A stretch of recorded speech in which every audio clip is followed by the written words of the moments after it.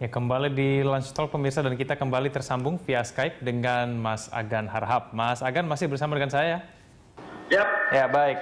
Mas Agan, kita lanjutkan. Kalau kita berbicara mengenai 7 foto yang sudah muncul dan merebak di dunia maya saat ini. Menurut Anda apakah ada aplikasi kemudian yang bisa membuat foto-foto itu sehingga seakan-akan terlihat nyata begitu?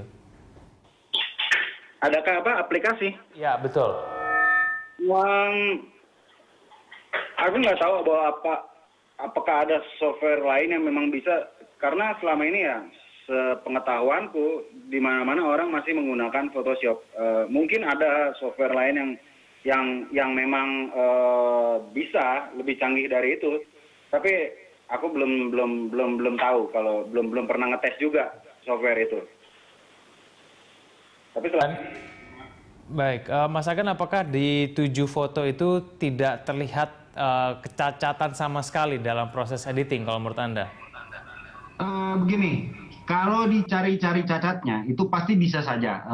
Tapi yang kayak tadi aku udah bilang ya, cacat itu bisa dicari-cari, bisa. Kadang-kadang kita pengen melihat apa yang sesuai dengan hati kita gitu. Kita beranggapan bahwa itu foto itu palsu, kita akan mencari-cari. Tapi semua itu bisa dengan mudah dipatahkan. Beberapa bilang mungkin bentuk tangan, bentuk kepala tidak proporsional, tapi itu efek dari distorsi lensa kamera. Dan itu jelas kalau kita berfoto misalnya selfie, kita berdua atau bertiga, pasti salah satu itu akan ada yang jadi korban gitu, ada yang kepalanya gepeng lah, atau yang tangannya besar, atau dagunya lebih lonjong. Itu semua biasa karena disebabkan oleh distorsi lensa kamera. Nah, Anda melihat 7 foto itu semua proporsional gitu, Mas Agan? Bisa dikatakan demikian, bisa proporsional.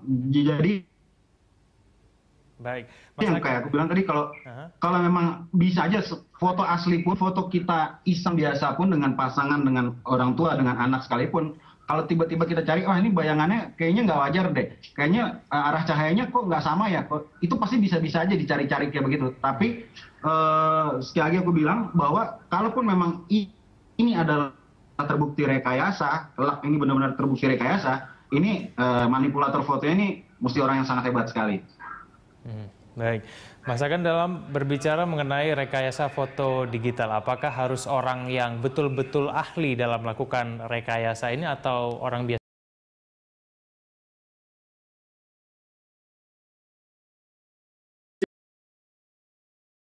Tapi bagaimanapun juga harus dibutuhkan pengalaman. Ya sekarang semua orang bisa memotret pakai kamera handphone.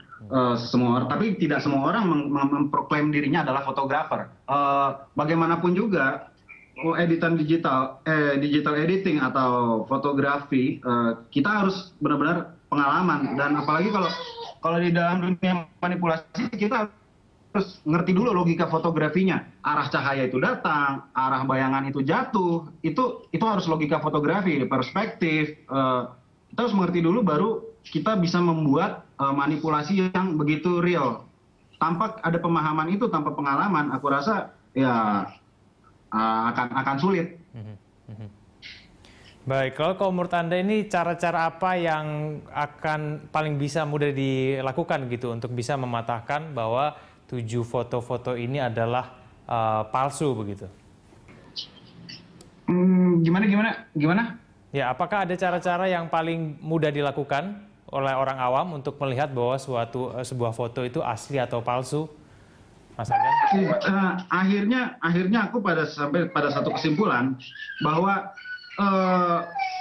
tidak ada gunanya lagi buat kita memusingkan apakah ini asli atau palsu.